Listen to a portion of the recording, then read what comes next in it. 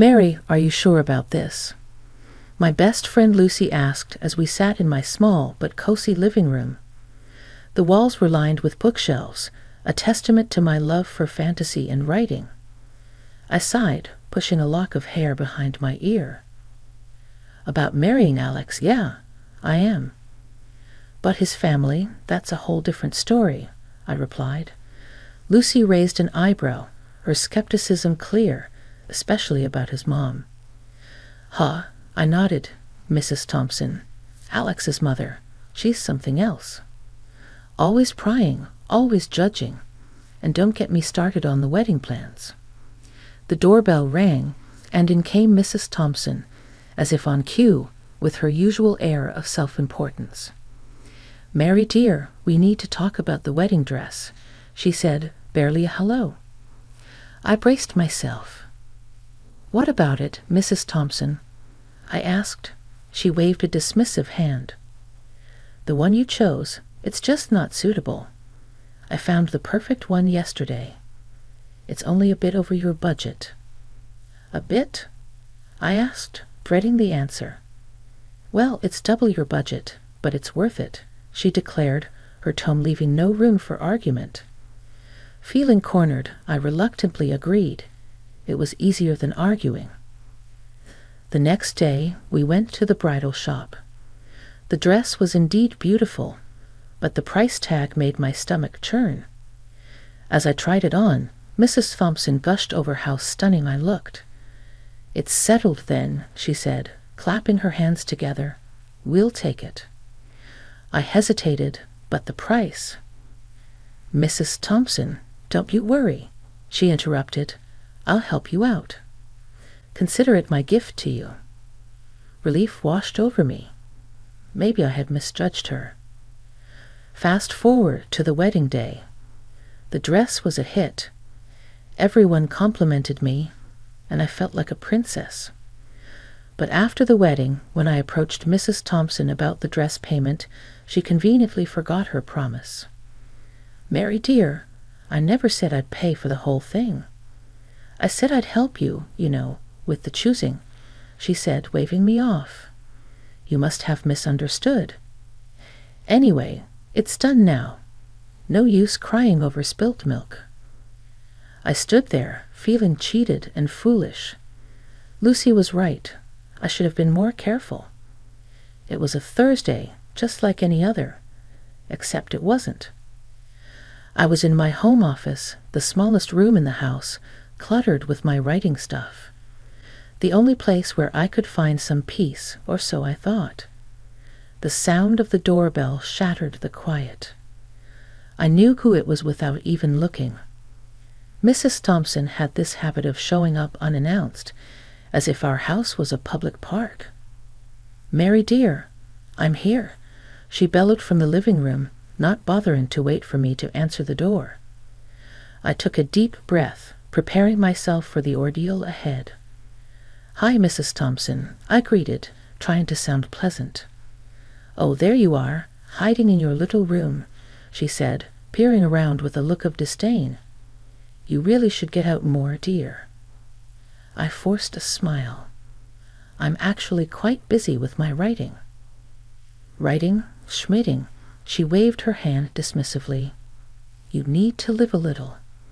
Now, where's the remote? I want to catch my show," as she popped onto the sofa, turning on the TV. I couldn't help but feel a surge of irritation. My home was turning into her daytime retreat. "Mrs. Thompson, I was hoping to get some work done today," I said, trying to sound firm yet polite. She looked at me, her eyebrows raised. "Oh, don't be silly. Your little stories can wait. I need to relax, I save so much on my electricity bill coming here." I was at a loss for words. The audacity was astounding. And to make matters worse, she headed straight for the kitchen next. "What's for lunch, Mary?" "I'm starving," she called out, rummaging through the fridge. I followed her, my frustration growing. "Mrs. Thompson, I haven't prepared lunch yet. I was planning to eat later." She shrugged. pulling out ingredients. No problem. I'll make do with whatever you have. You should really stock up better, though. There I was, watching her take over my kitchen, using my groceries. The sense of intrusion was overwhelming. Alex walked in just then, home for lunch. "Mom, what are you doing here?" he asked, surprise evident in his voice. "Just visiting, darling. Mary and I are having a lovely time," she lied smoothly. I glanced at Alex, hoping he'd say something, but he just shrugged and sat down, turning his attention to the TV. It was clear where he stood, or rather, where he chose to sit, firmly on the fence. The sun was setting, casting a warm glow into my small home office. The walls lined with shelves of fantasy novels and manuscripts seemed to close in on me as I sat there typing away. My world of mythical creatures and grand adventure was a sharp contrast to the reality I was living. The door to my sanctuary burst open with a force that made me jump. Mrs. Thompson stormed in, her face twisted in a mix of disgust and irritation. "Mary, what in the world are you still doing cooped up in here? It's like you're married to that damn computer. There's a real world out there, you know," she exclaimed, her voice laced with contempt. I sighed, pausing my typing. "Mrs. Thompson, I'm working. This is my job, my career," I replied, trying to keep my voice steady. "Writing is a legitimate profession. I'm a published author. It's not just a hobby." She rolled her eyes dramatically. Published, schmublished. All this nonsense about dragons and magic wands. It's child's play. Get a real job, contribute something useful to society, she retorted. Her words were like a barrage of arrows, each one striking its mark. Before I could muster a response, my husband, Alex, walked in, his expression mirroring his mother's disapproval. "What's the racket about?" he asked, leaning against the doorframe. "Your wife here thinks she's doing the world a favor with her silly stories," Mrs. Thompson said, waving a dismissive hand at my computer. Alex's gaze fell on me, cold and judgmental. "Mary, Mom's right. This isn't a real job. When are you going to stop living in this fantasy world and do something worthwhile?" I felt a knot form in my stomach. "Alex, I am doing something worthwhile. I am a writer. My books are sold internationally," I protested. He let out a cynical laugh. "International? Please don't make me laugh. How much do you even make from these so-called books? It's a joke." I clenched my fists, trying to control the rising tide of anger and frustration. My writing does contribute. It's not just about the money. It's my passion, my life's work, I insisted. Alex shook his head, an expression of mock pity on his face.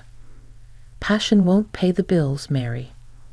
It's time you grew up and got a proper job, one that pays regularly." The conversation was going in circles, their words cutting deeper each time. I felt like I was being suffocated, my dreams and aspirations trampled under their relentless criticism. "I don't need this," I finally said, standing up. "I don't need to justify my career to anyone."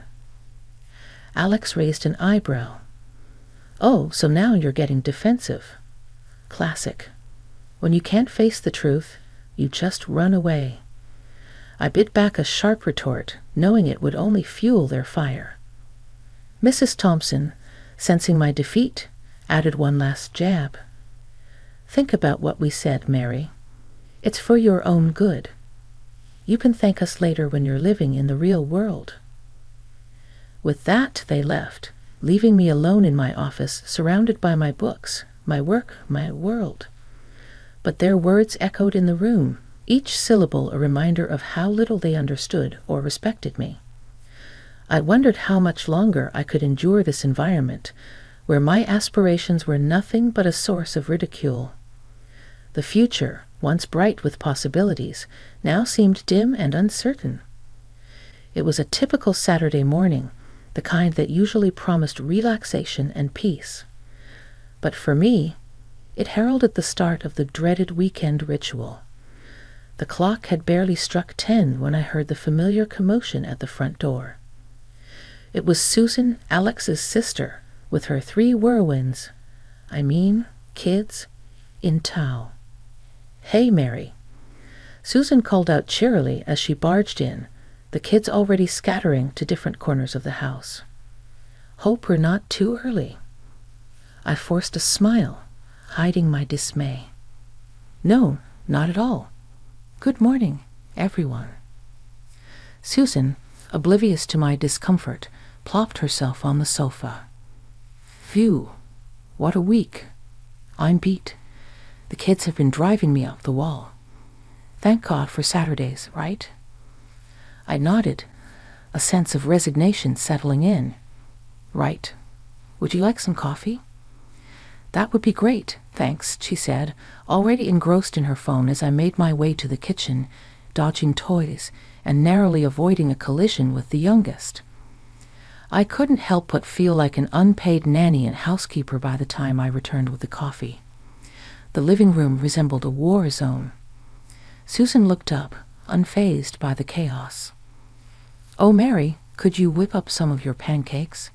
The kids are starving," she said. It wasn't a request.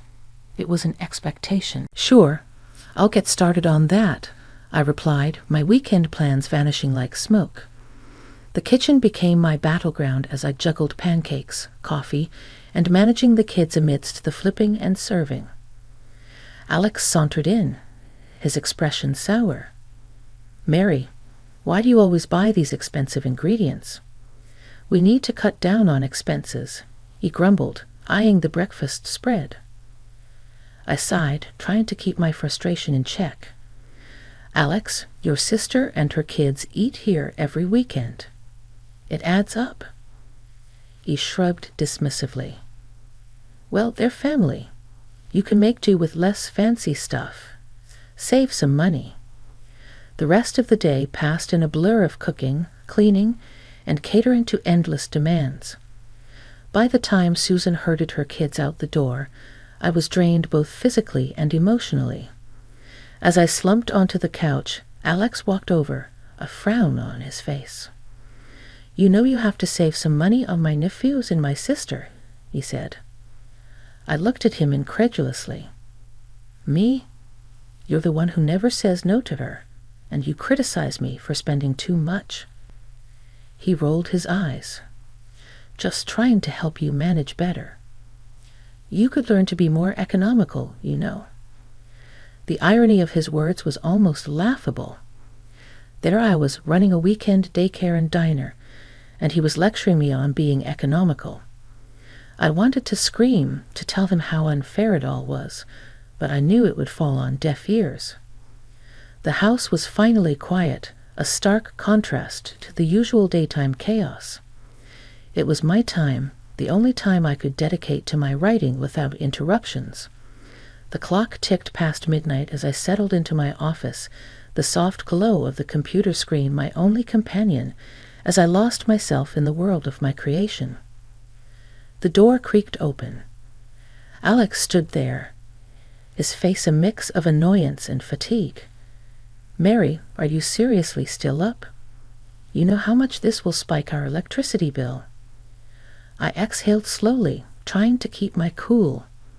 "It's the only time I have, Alex. You know how hectic it gets during the day." He leaned against the doorframe, his expression hardening. "Hectic? You mean taking care of your family. That's what you're supposed to do, Mary. And this night owl routine is not helping. Think about the bills for once." I couldn't believe what I was hearing. "The bills, really, Alex? That's your concern right now? Not the fact that I'm sacrificing my sleep, my health, to pursue my career." He rolled his eyes. "Career? You mean this little hobby of yours? Come on, Mary, be realistic. You need to get your priorities straight." I felt a surge of frustration. This hobby of mine is important to me, Alex. It's my passion, my work. Can't you see that? He shook his head dismissively. All I see is unnecessary expenses and a wife who's more interested in her fantasies than her family. The hurt from his words was palpable. I stood up, facing him. My writing is part of who I am, Alex. I can't just give it up because you think it's impractical. He snorted. Impractical is an understatement. It's a waste of time and money. You could be doing something more productive, you know.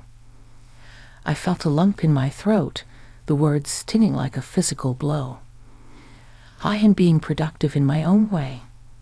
Why can't you understand that? Alex shrugged, a cold, indifferent gesture. Maybe I would if it actually brought in some real money.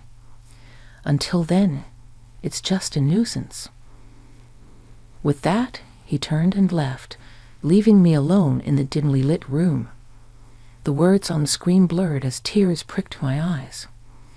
I was struggling to keep my dream alive, and the person who was supposed to support me the most just didn't get it. The kitchen was stifling, the air thick with tension. I was stirring the pot when Alex came in, his mother, Mrs. Thompson, trailing behind him like a shadow. The news he dropped was like a bombshell.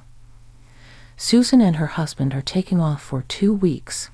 They need us to watch the kids, Alex announced, a note of finality in his voice. I froze, spoon in hand. 2 weeks. That's a huge ask. Alex, Mrs. Thompson chimed in immediately, her tone sharp. It's family, Mary. You can't say no to family. I could feel the frustration building up, but my writing. I have deadlines. I can't be a full-time babysitter. Come on, Mary, it's not like you're penning the next bestseller. Alex scoffed, his voice dripping with sarcasm. Family comes first. I turned to Mrs. Thompson, seeking some support. Maybe the kids could stay with you, I suggested. She recoiled as if I'd suggested something outrageous. Me? Look after 3 young ones at my age. Absolutely not. I've done my time raising kids. Desperate, I grasped at another solution. What about hiring a nanny then, just for those 2 weeks? Both of them looked at me as if I'd grown a second head. And nanny? Mrs. Thompson spat out the word. Why waste money on that when you're already here? Exactly, we're not made of money, Mary. You need to be sensible about this, Alex said firmly. Sensible? You're asking me to give up 2 weeks of my life, my work for free, and I'm the one who needs to be sensible. I was incredulous. It's not a negotiation, Mary. This is what families do for each other. You're part of this family, or have you forgotten? Alex's face hardened. No, Alex, I haven't forgotten, but it seems like you've forgotten that I have a life and commitments of my own, I retorted. Commitments to those fanciful scribblings of yours? Don't be so dramatic. It's just 2 weeks of babysitting. Mrs. Thompson snorted. Feeling cornered, I raised my voice. It's not just babysitting. It's my time, my career. Why can't either of you understand that? In the real world, Mary, people don't get to live in their fantasy land. They make sacrifices. They do what's necessary for family. Alex's expression turned cold. And what about what's necessary for me? Don't my dreams and aspirations matter to you at all? I was shaking with frustration. If you don't do this, Mary, it's over. I'll file for divorce. Is that what you want? Alex's voice was low, threatening. I recoiled, his words hitting me like a physical blow. The threat of divorce hung in the air, a brutal ultimatum. The day the kids were supposed to arrive felt like the calm before the storm. I watched from the window as Susan's car pulled up. Out tumbled her 3 little ones, each more energetic than the last. Mrs. Thompson, playing the doting grandmother, welcomed them with open arms. The scene was almost comical, a perfect setup for what I had planned. "Mary, darling, could you help with the kids?" Mrs. Thompson called out, her voice saccharine sweet. I plastered a smile on my face, hiding my brewing plan.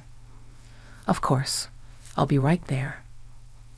As I walked into the living room, the chaos was already unfolding. The kids were running around, and Mrs. Thompson looked like she was barely holding it together.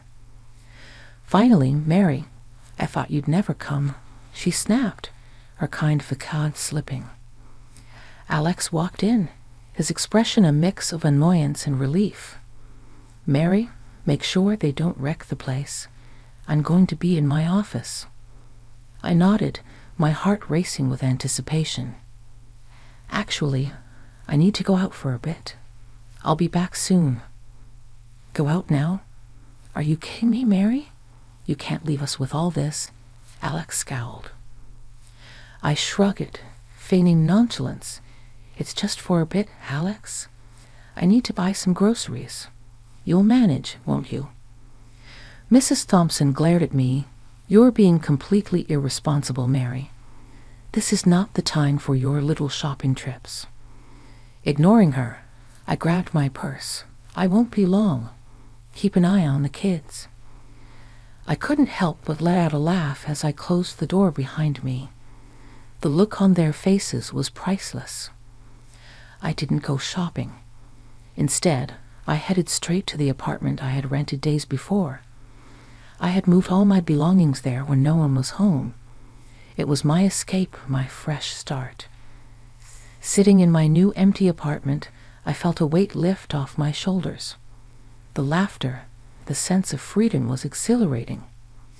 I was finally freed from their suffocating grip.